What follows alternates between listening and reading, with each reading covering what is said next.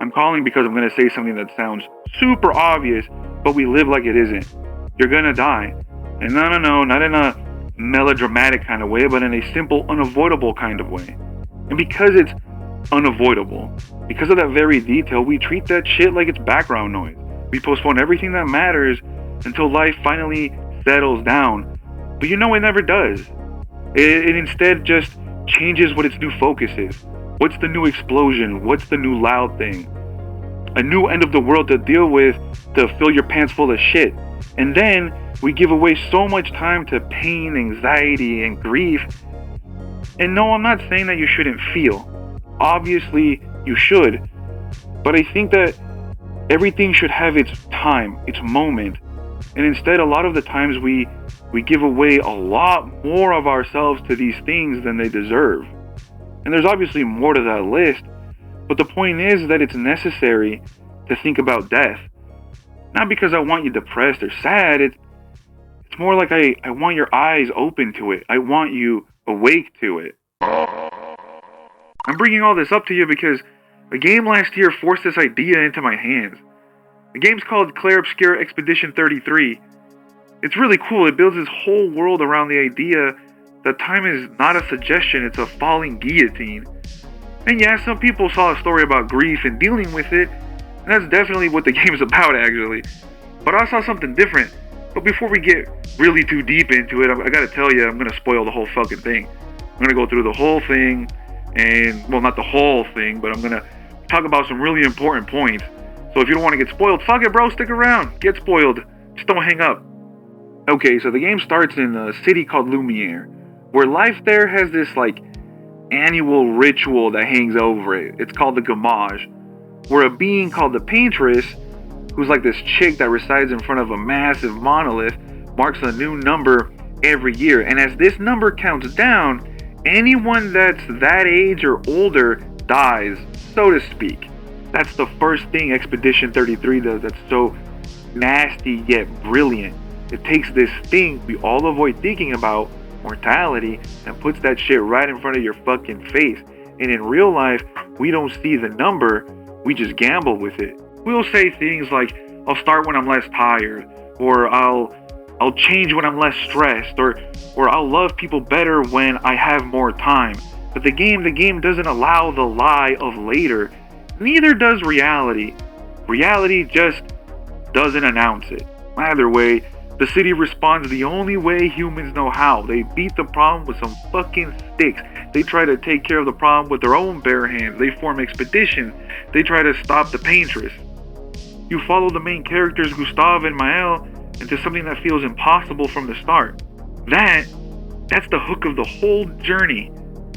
Not can they win, but what do you do when you know your time is sitting in an hourglass right in front of your eyeballs? Here's the part I love structurally. The game doesn't just hand you epic meaning. No, it hands you departure.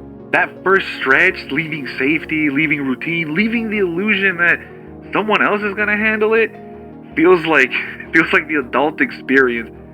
Because most of us aren't stuck because we're lazy. We're stuck because we're sedated by normalcy. Normal life has a way of convincing you that you're not dying, you're just busy. And then one day you look up and realize, I've been spending all these years getting ready to live. And that's the first life lesson that Expedition 33 really shoves down your esophagus, that life doesn't begin when you're good and ready, when you're comfortable.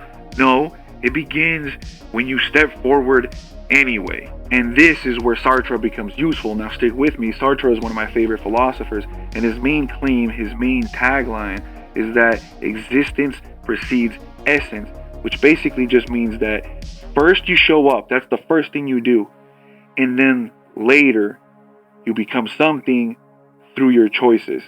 And yeah, you've heard me talk about this before, but god damn it, I love existentialism. So, everything you do and what you leave behind has a soul. In some way, it's alive. It's all that will be left of you. What you do matters because it was the only chance you had to even form it in the first place. The struggle you go through doesn't have to be for nothing, so long as you make it so. That's what I feel when I see what's in Verso's canvas. But I'm getting ahead of myself, so chill. Meaning is not discovered like a hidden object. Meaning is constructed like a house. And I know that irritates people because we want relief. We want inherent meaning. We want a reason that makes suffering make sense. If meaning isn't handed down, then you're not late. You're not behind. You're not defective. What a burden freedom is. Because you're just responsible. And Expedition 33 is drenched in that responsibility. People don't just get to sit around hoping that the paintress gets a change of heart, the bitch decides not to write any more numbers. They move, they do something about it, and that's the existentialist move. Now this leads me to one of my favorite poets, Dylan Thomas, and he wrote Rage against the dying of the light. In the poem, do not go gentle into that good night. People post that shit like it's an Insta rest in peace grandma quote, but it isn't. It's grief, it's love. It's someone refusing to let the end erase the value of what came before. And here's the important part. Rage doesn't mean to be angry all the time. It means that don't sleepwalk into your own life. And that's kind of what I'm pushing towards in this video. Now that being said, I wanted to tie this part of the poem or this particular line to another philosophical idea I've been noticing all over the place in Expedition 33, and that's kintsugi. That's the practice of repairing pottery with lacquer and gold, literally meaning to join with gold. And the philosophy is that the break becomes part of the object's story rather than something to hide. The bumps, bruises, scars, all that cringy shit you did are beautiful. And that's the lens I want on mortality. Your life isn't beautiful because it's clean, it's beautiful because it's yours and it ends. Things will never be how they used to be. Those bumps, scars, bruises, cuts, you can get put together, but you'll never be the same. But that's part of the beauty. So listen, bro, like the cracks are not proof that you failed. The cracks are proof that you lived long enough to be tested. Don't live like you're immortal. These cracks and scars should be a reminder that one day you will leave, because we seem to give away our time freely like we're immortal, except that we're not, and that's the exact trap that Expedition 33 is designed to destroy. Alright, homie, let's reel it back a little bit. I'm going to talk a little more about the story, and brace yourself, I'm about to spoil some shit. But later in the story, it's revealed that the reality of what's going on is tangled up in a canvas, a painting, a world that we're all living in. A created world tied to grief, memory, and a family's refusal to accept loss. And the moment you learn that, everything becomes sharper. Because the enemy isn't just a monster, the enemy is the temptation to live inside a beautiful lie. And I'm not saying that I'm like above it or anything like that. It's intoxicating to medicate yourself, to leave reality. Moving on is absolutely painful, bro, because in some way you're killing the soul of the person. Now I'm going to get ahead of myself a little bit, but destroying the canvas is bittersweet, just like there's canvases in our own lives that need to be done away with. Dragging the past around with us normally is not an exercise in growth, but it's rooted in destruction. And here's what the canvas represents psychologically. It's not comfort. It's sedation. It's that part of grief where you never process the loss and instead you preserve a museum. And it feels like love, yeah, until you realize it's actually control. And you know how earlier I kind of mentioned that I was getting ahead of myself? Well, it's because I was talking about the ending. And just to give you a little bit of context, earlier in the game, Gustav, the person you start out the game with, ends up getting killed and gets replaced by a different character named Verso. Now, Verso, in the real world outside of the canvas, was actually Mael, which her real name is Alicia. That was her brother. In the painting, this is a painted version of him. And so this painted version doesn't want the canvas to keep going.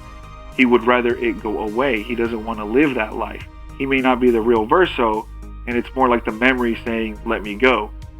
But Mael doesn't want to let that shit go. So you can just choose between the two, and different things happen accordingly. If you decide to side with Verso, destroying the canvas, it's framed like a painful final act. Accepting the loss, refusing to stay in the constructed world, choosing an ending that hurts but is honest. Sometimes moving on feels like betrayal because it feels like you're killing the person a second time. You're not killing them. You're letting the world stop pretending they're still here in the same way, and that's grief with integrity.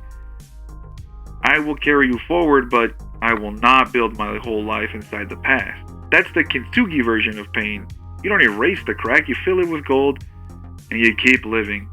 Now the second ending with Miles bitch face, sorry bro, I just fucking hate this ending.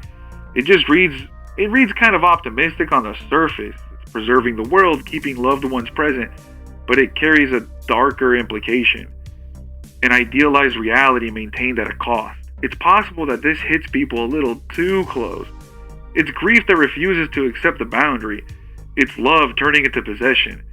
It's, I need you here, overpowering, I honor what you were. Mael just keeps this mangled corpse of a memory that she imposes her will on. It's not the same person, it's your selfish perception of the ghost. Purely self-serving out of weakness. This ending pisses me off so much, dude. It's just her dolls in a dollhouse. It's fitting that the epilogue all takes place in a theater and makes Verso into what is essentially a monkey. He's mega unhappy. It's so sinister, especially the shot of Mel deteriorating, which is sick because you only really learn that staying inside a painting fucks you through contextual speech.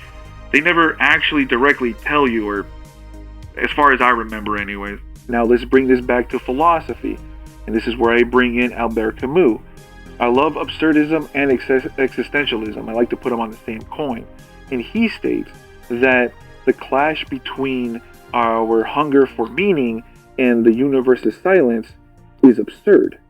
And in his writing in the Myth of Sisyphus, he ends it with this specific line that almost sounds like a dare. One must imagine Sisyphus happy.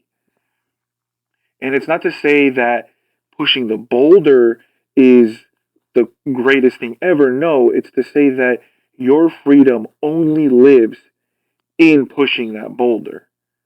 Because if nothing matters, then that just means that everything matters.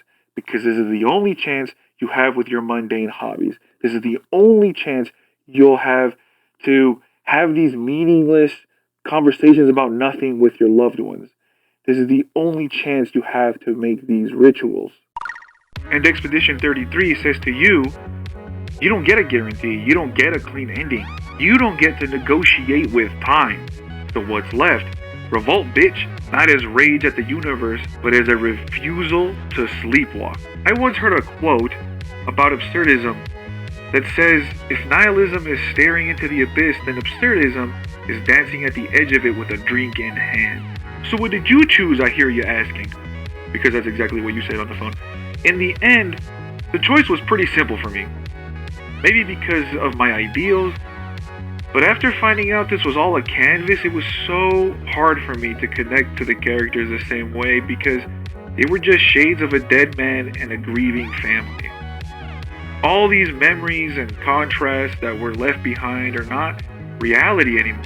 It would be selfish and ultimately destructive to grasp so tightly onto these memories, thoughts, feelings like tears in the rain, like grasping water. It all gets lost. It has to be let go. And the only way to dishonor these memories is by wasting the time they never had. Alright, let's start wrapping this up. I know you got work in the morning, but I'm going to bring in another philosopher, and that's Seneca. And he has this amazing, blunt idea that is paraphrased normally as don't fear death, fear never beginning to live. Or as my favorite quote puts it, let me remember it real quick, my bad.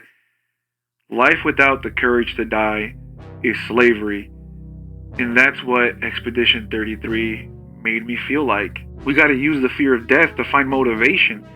This is the only life, the only chance we have. This game reminds me to fight against the dying of the light, to rage against the odds. Not, I'm scared to die, more like, I'm scared to wake up and realize I never started. But yeah, man, at the end of the day, thinking about death is necessary. Why? Because it forces the truth. You don't get to have infinite chances. You don't get to live your real life later. You don't get to wait until you're fearless. You will be afraid. You'll lose things. You will crack. But you can still make something beautiful out of it. Don't pretend like the damage doesn't exist. Fill it with gold. At the end of the day, we can't let the dying of the light take us gracefully without earning us. Because I know that I'll be still struggling to eke out a little more light. Dying gracefully won't be for you. Damn, bitch, subscribe.